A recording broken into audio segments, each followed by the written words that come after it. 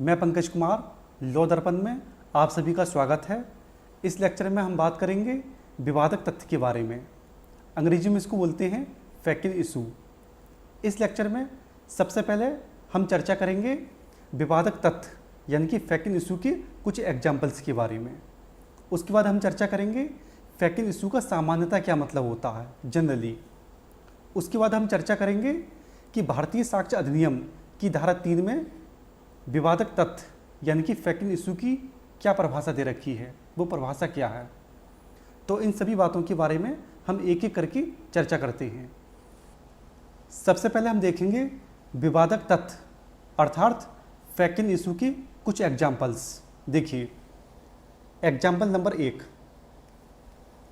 देखिए ये कोई व्यक्ति है ए, इसने बी के ऊपर एक दावा किया, एक वाद किया, यानी कि एक सूट लेके आया। वाद किसका किया है? वाद किया है ब्रीच ऑफ कॉन्ट्रैक्ट का, यानी कि संविदा भंग का। ए का ये कहना है इस मामले में कि बी ने संविदा भंग किया है, लेकिन बी जो है ये संविदा भंग से मना करता है, इनकार करता है। तो इस मामले में विवादक तथ्य यानी कि फैक्ट इशू ये हुआ कि क्या बी ने संविदा भंग यानी कि ब्रीच ऑफ कॉन्ट्रैक्ट किया है।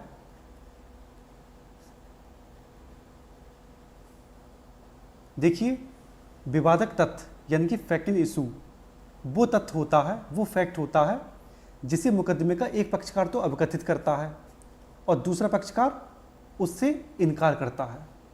तो इसी मामले में देखो तुम, इस मामले में जो ए है ये अवगत कर रहा है कि बी ने संविदा भंग किया है और बी जो है वो संविदा भंग से इनकार कर रहा है।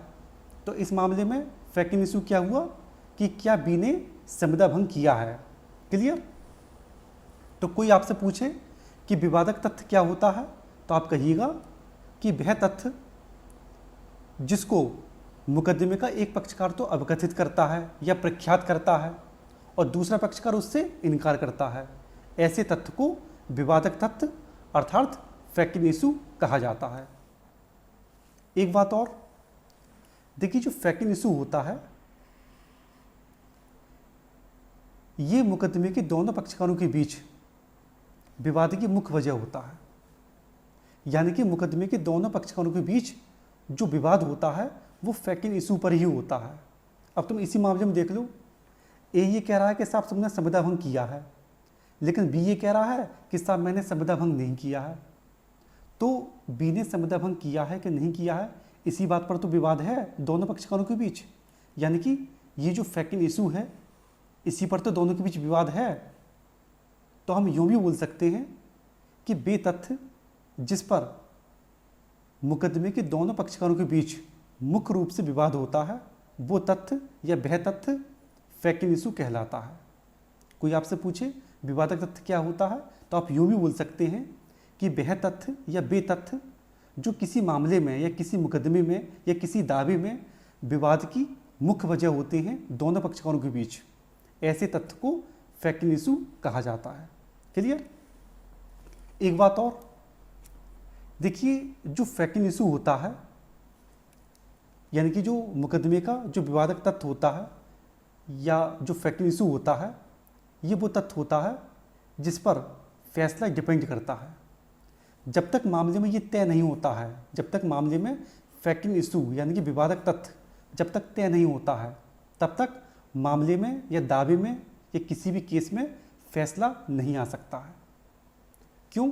क्योंकि जो झगड़ा होता है, जो विवाद होता है वो इसी फैक्ट इशू पर ही होता है और जब तक फैक्ट इशू डिसाइड नहीं होता है, तय नहीं होता है, तब तक किसी भी मामले में या किसी भी दावे में जजमेंट या फैसला नहीं आ सकता है। तो हम यूँ भी बोल सकते हैं कि फैक्ट इशू अर्थात विवादक तथ्य किसी मामले के या किसी दावे के वे प्रधान तथ्य होते हैं जिन पर मुकदमे के दोनों पक्षकारों के बीच विवाद होता है और जिन पर मुकदमे का फैसला या दावे का फैसला डिपेंड करता है और जिसको तय किए बिना फैसला संभव नहीं है। ठीक। तो आप ये भी बोल सकते हैं। चलिए एक एग्जाम्पल हम और ले लेते हैं, एग्जाम्पल नंबर 2। देखिए ये कोई विचाराधीन केस है, विचाराधीन मामला है या केस है। स्टेट बनाम ए। इस मामले में ए जो है अभियुक्त है, एक्यूज्ड है। ए पर बी की हत्या का आरोप है, लेकिन जो ए है ये हत्या के आरोप से मना करता है। तो इस मामले में फैक्टिंग इशू क्या हुआ? इस मामले में फैक्टिंग इशू ये हुआ कि क्या अभियुक्त ए ने बी की हत्या की? ठीक, देखिए इस मामले में जो ए है इस पर हत्या का आरोप है, बी की हत्या का आरोप है, लेकिन ए जो हत्या के आरोप से मना कर रहा है। तो इस मामले में फैक्ट इशू क्या हुआ कि क्या ए ने बी की हत्या की? क्लियर? चलिए एग्जाम्पल नंबर 3।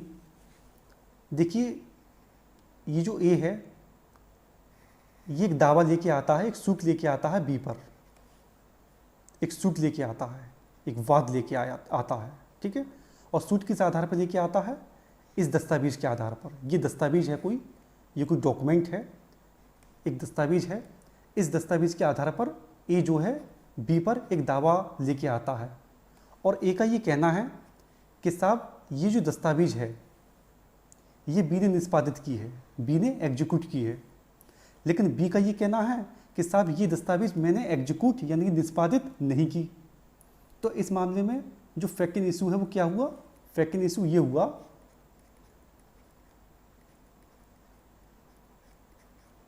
क्या बी ने ये जो दस्तावेज है निष्पादित की है?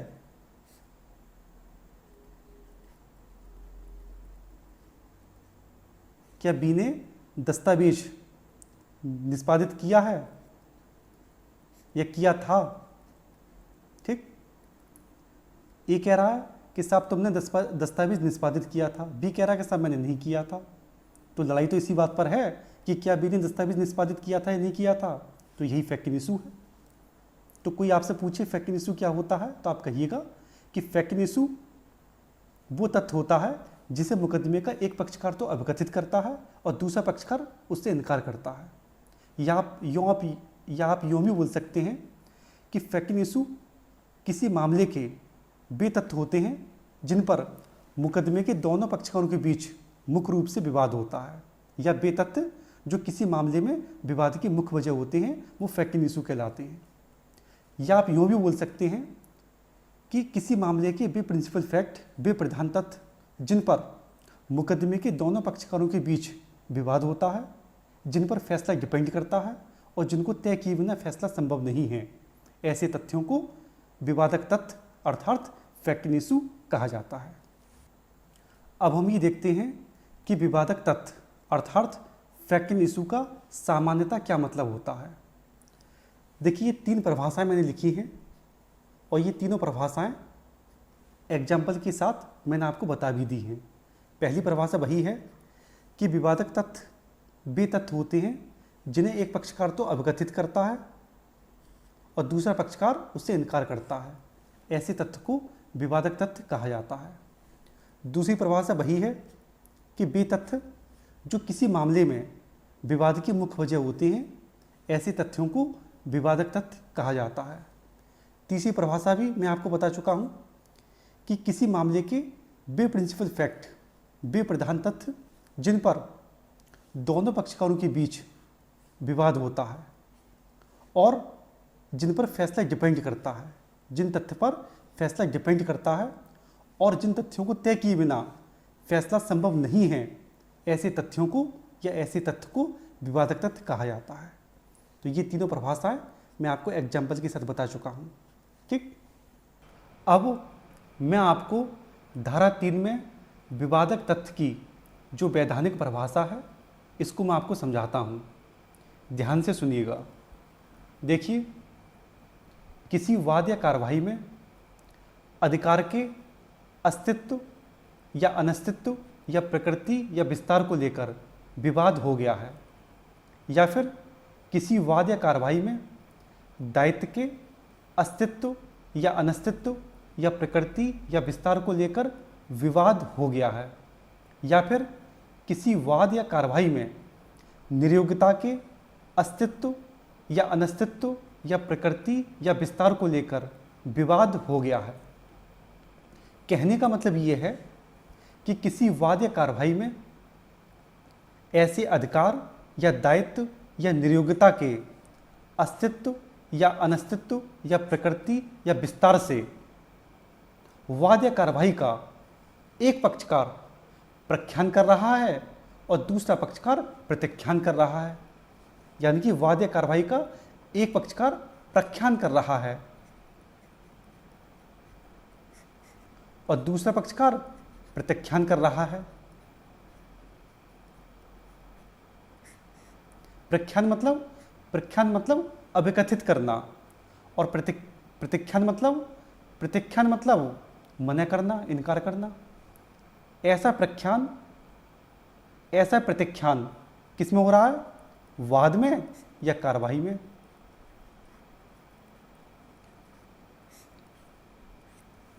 ठीक, एक पक्षकार प्रख्यान कर रहा है मतलब अभिकथित कर रहा है, और दूसरा पक्षकार प्रत्याख्यान कर रहा है, मना कर रहा है। कहने का मतलब ये है कि एक पक्षकार कह रहा है कि साहब मेरा अधिकार है, और दूसरा पक्षकार कह रहा है कि साहब अधिकार नहीं है।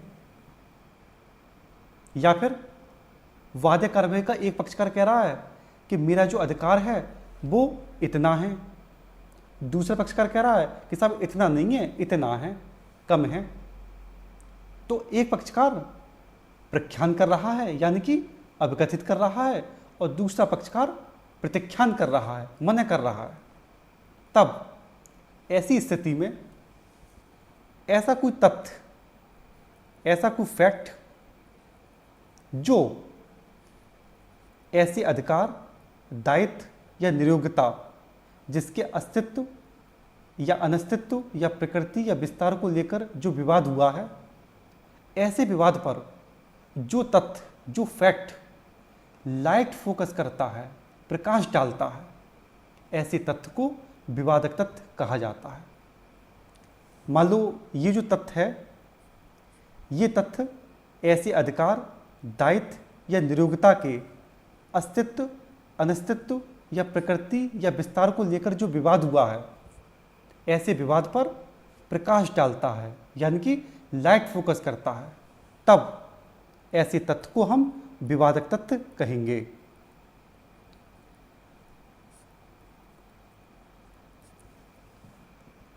क्लियर? या फिर हम यूं भी बोल सकते हैं कि ऐसा कोई तथ्य जिससे ऐसे अधिकार, दायित्व या निर्योग्यता के अस्तित्व या अनस्तित्व या प्रकृति या विस्तार की उत्पत्ति अवश्यमेव होती है। उत्पत्ति अवश्यमेव होती है।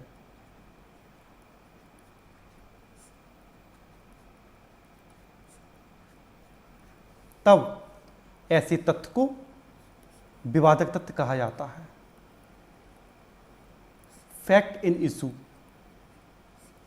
मैं फिर से बोलता हूं कि ऐसा कोई तथ्य जिससे ऐसे अधिकार या दायित्व या निर्योग्यता के अस्तित्व या अनस्तित्व, प्रकृति या विस्तार की उत्पत्ति अवश्यमेव होती है, तब ऐसे तथ्य को विवादक तथ्य कहा जाता है। ये धारा 3 में विवादक तथ्य की जो वैधानिक परिभाषा है वो है ये। बहुत टेक्निकल है, थोड़ी कठिन है, इतनी भी कठिन नहीं कि समझ से परे हो। भारतीय साक्ष्य अधिनियम की धारा 3 में विवादक तथ्य की जो परिभाषा है उसके साथ एक स्पष्टीकरण संलग्न है। वो स्पष्टीकरण क्या कहता है वो मैं आपको समझाता हूँ। देखिए, ये कोई दीवानी न्यायालय है, सिविल कोर्ट है ये।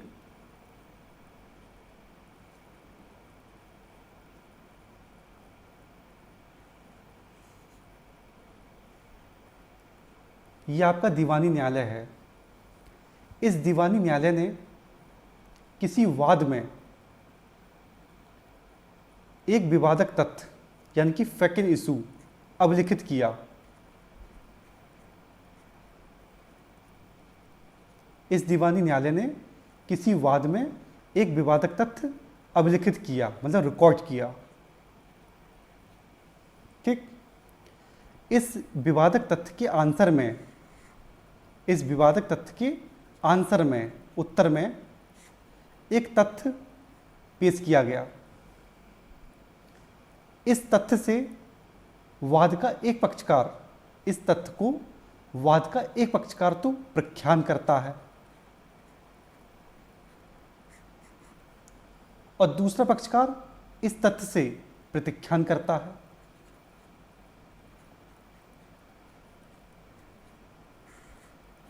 समझे? वाद का एक पक्षकार इस तथ्य को प्रख्यान कर रहा है और दूसरा पक्षकार इस तथ्य से प्रतिख्यान कर रहा है, मना कर रहा है। तब स्पष्टीकरण ये कहता है कि ये जो तथ्य है, ये तथ्य विवादक तथ्य होगा, यानी कि ये तथ्य भी विवादक तथ्य होगा, फैक्ट इशू होगा। क्लियर?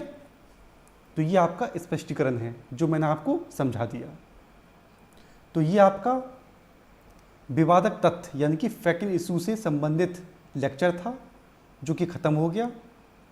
मैं उम्मीद करता हूँ कि विवादक तथ्य आप लोगों की समझ में अच्छी तरीके से आया होगा।